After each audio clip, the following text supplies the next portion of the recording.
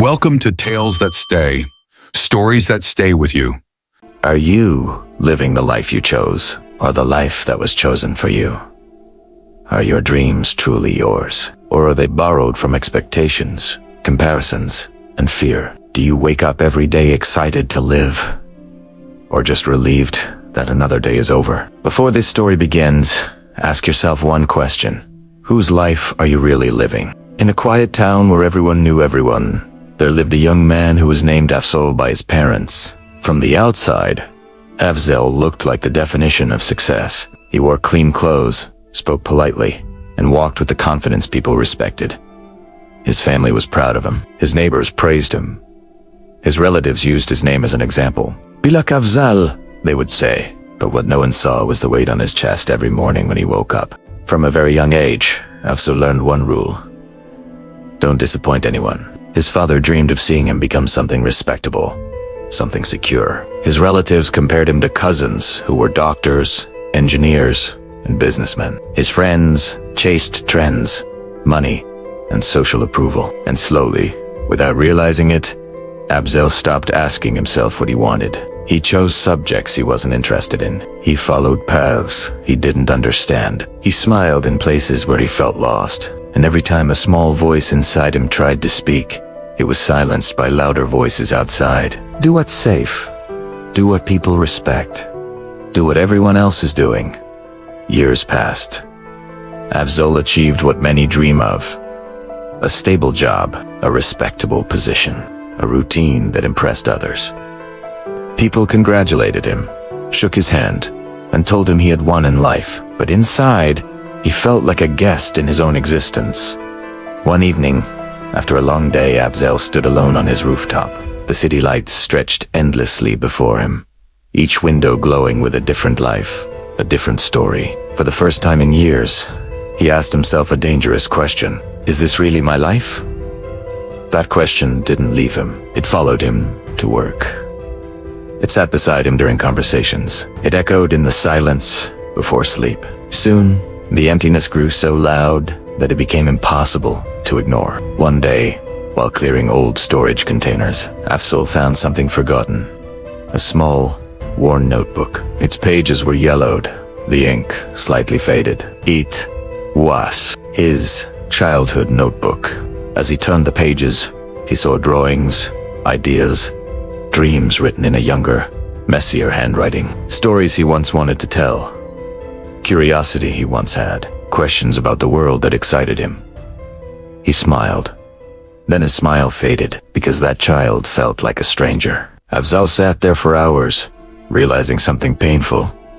At some point, he didn't fail in life. He abandoned himself. That night, he barely slept. The next morning, everything felt different. The same roads, the same people, the same routine. But now he could see clearly. He noticed how many people around him were also living borrowed lives. A man who hated his job but loved the paycheck. A woman who followed expectations but not her heart. Friends who laughed loudly but felt quietly lost. Afzal realized the truth most people discover too late. Living someone else's life is the most expensive mistake you can make. It costs your peace. It costs your time. It costs your identity. He didn't quit everything overnight. He didn't make dramatic announcements. Instead, he did something far more powerful. He started listening to himself. He gave himself permission to explore again, to learn without pressure, to try without fear of judgment. Slowly, after work, he returned to the things that once made him feel alive. Writing, thinking, creating. The more he listened to himself, the quieter the outside noise became. But the hardest part was yet to come. When people noticed the change, they didn't celebrate. They questioned him. Why are you wasting time? Stick to what you have. You're being unrealistic. Some laughed. Some warned him. Some reminded him of what he could lose. And for a moment, fear returned. Because choosing your own life means disappointing those who benefited from your silence. Afzal stood at a crossroads. One path offered approval without fulfillment. The other offered uncertainty with honesty.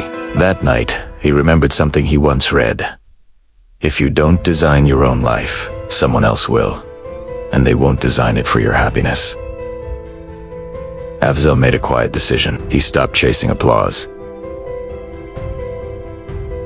He stopped explaining himself. He stopped living on borrowed expectations. The change was slow. The journey was uncomfortable. The doubts were constant. And something else happened. People began to leave. Not suddenly, not loudly, but quietly.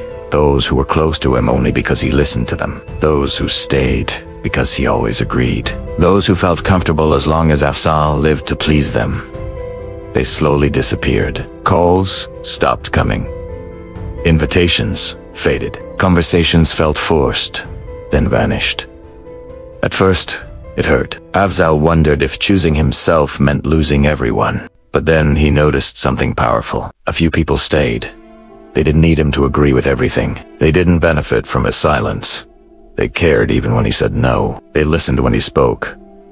They respected his choices. They valued him for who he was, not for how useful he was. And that's when Afzal understood. When you stop living to make everyone happy, you lose the fake ones and make space for the real ones. But for the first time, his life felt real. Days no longer felt heavy. Mornings carried purpose. Even failures felt meaningful, because they were his. Months later, someone asked him a familiar question. What do you do? Afzal stared at him with smile. Ivantin is mi live. I live my life, he said, and that was the most honest answer he had ever given. Years passed. Afzal was no longer the example people used to impress others, but he was something far greater. He was fulfilled. He understood something the world rarely teaches. You don't need to live faster than others. You don't need to live louder than others. You just need to live truthfully. Because at the end of the road, the only question that matters is this: did you live your life or someone else's? Moral of the story: don't live someone else's life. The world will always try to tell you who to be, what to chase, and how to measure success, but no applause is worth losing yourself. Focus on your own journey. Choose your own path, because the greatest success in life is living a life that feels like yours.